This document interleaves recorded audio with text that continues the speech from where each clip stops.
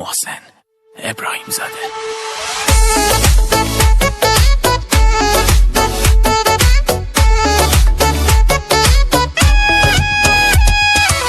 آخه من دوست دارم دست خودم نیست، خودت هم میدونی که این علاقه کم نیست. آخه من دوست دارم دست خودم نیست، تو که باشی نه دیگه غم تو دلم نیست. آخ منی که بیقرارم، من دیگه کاری ندارم، فقط ای خیره بشم به جفت چشمام.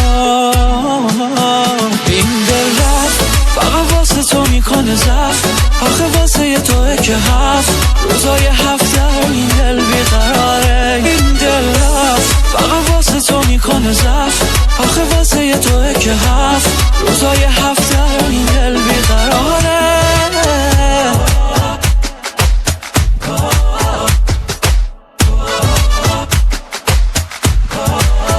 این دل رفت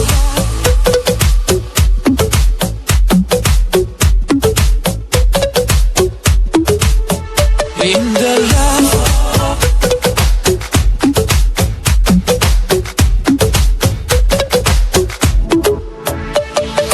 شب درازه واسه ما بسازه خاطره های دوست داشتنی ها کم نیاره، همه چی دست یاره دیگه، تو عزیز دل منی. آخ منی که بیقرارم، من دیگه کاری ندارم، فقط ای خیره بشم به جفت چشمام. این دل رفت فقط واسه تو میکنه زفت، آخه واسه توه که هفت روزای هفت در این دل بیقراره. این دل رفت فقط واسه تو میکنه زفت، آخه واسه توه که هفت روزای هفت در این دل بیقراره.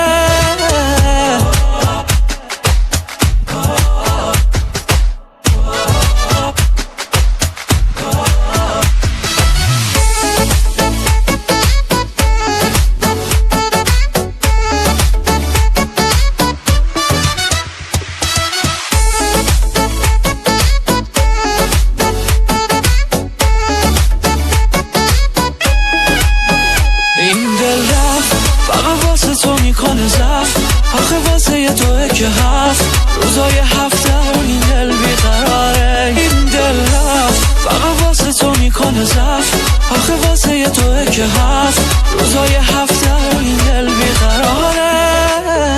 ارنجمنت میثم اکبری.